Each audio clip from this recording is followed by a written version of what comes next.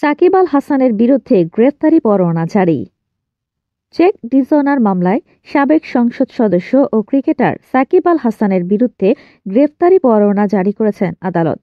রোববার ১৯ জানুয়ারি ঢাকার additional chief metropolitan আদালত এই আদেশ দেন।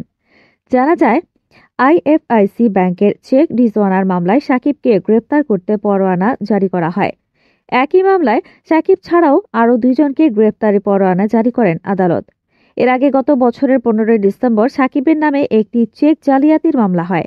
মামলার নথি থেকে জানা যায়, সাকিব সহ ৪ আসামির বিরুদ্ধে ৪,১৪,৫৭,০০০ টাকার চেক ডিসঅনারের মামলাটি করা হয়। এর প্রেক্ষাপটে ১৮ ডিসেম্বর সাকিব আল হাসান সহ ৪ জনের বিরুদ্ধে সমন জারি করে আদালত। ব্যাংকের রিলেশনশিপ অফিসার সাহিবুর রহমান বাদী হয়ে আদালতে এই মামলা দায়ের করেন।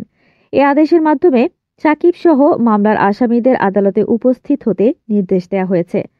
আদালত এর আগে আদেশ অমান্যকারী আসামিদের বিরুদ্ধে গ্রেফতারি পরোয়ানা জারি করার সম্ভাবনাও ব্যক্ত করেছেন। সে অনুযায়ী রোববার তাদের বিরুদ্ধে গ্রেফতারি পরোয়ানা জারি করেন।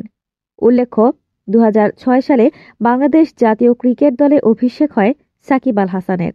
২০২৪ সালের জানুয়ারিতে অনুষ্ঠিত দ্বাদশ জাতীয় সংসদ নির্বাচনে তিনি আওয়ামী লীগের প্রার্থী হয়ে মাগুরা ১ আসন থেকে নির্বাচনে লড়েন। গত ৫ আগস্ট শেখ হাসিনা সরকারের পতনের পর আর দেশে ফেরা হয়নি তার।